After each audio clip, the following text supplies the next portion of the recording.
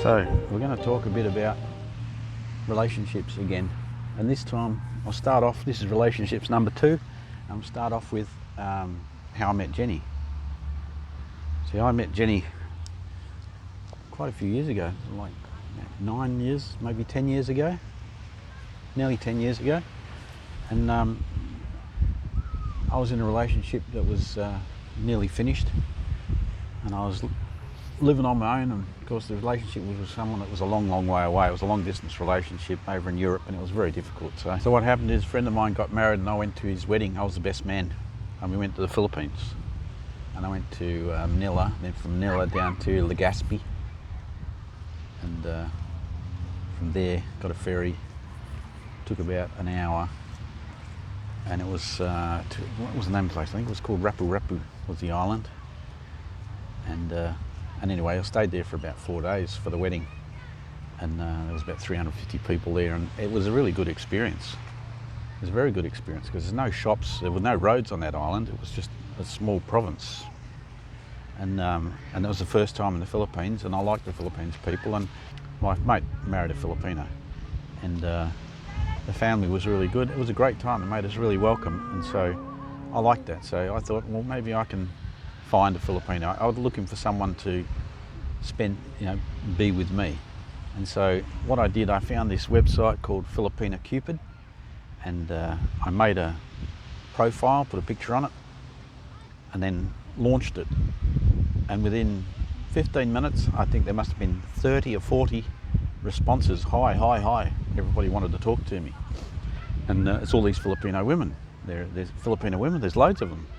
And so the first thing they said was hi. So I chatted back and I said, hi, how are you? And they said, good. And then most of them couldn't get past that bit. That was as far as they got. It was too hard. I think they didn't know what to say. And so click, I deleted all the ones that couldn't talk, and I ended up talking to about 4 or 5 different women that could hold a conversation. One of them was Jenny.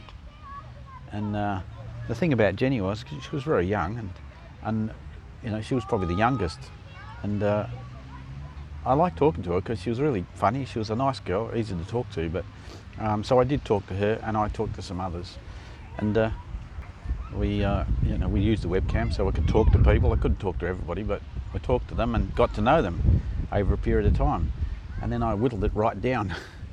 But Jenny I liked, and I kept talking to Jenny even though I was talking to someone else. But I talked to her because I just liked her, and she was nice to talk to. And I thought to myself that here's a relationship that could work. It could work because we are very similar. Even though there's an age difference, we like very similar things. We get on very well, and we do. We got on really well. We had lots to talk about. So it developed from there. I kept in contact. I went back home, I kept in contact, and then I arranged another time to come over, and I come over again, and I stayed longer this time, and I stayed at Jenny's house because she had a house.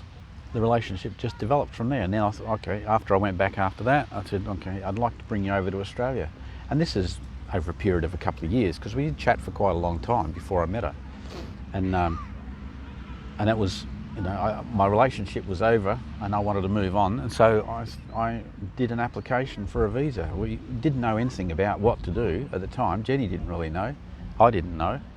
And I did want her to come out, and I didn't want her to get knocked back. So what I did, we found a migration agent that was in Cebu, where she was, and we paid them to do the application. And they asked us for all these things, which we did. The letter of invitation, and then a stat deck with the same thing on it, plus how I know her, how long I've known her, quite a lot of information. And we got it. And she got 12 months multi-entry visa, which was really good. I was living in Sydney at the time, and so I organised a ticket for Jenny to come over, and Queenie would stay with her mum. Queenie was only, I suppose she was nearly 5, something like that. And so she stayed with her mum. The mum looked after, because they were living in the same house anyway, and the sisters were there. And then Jenny came over, and I picked her up at the airport in Sydney.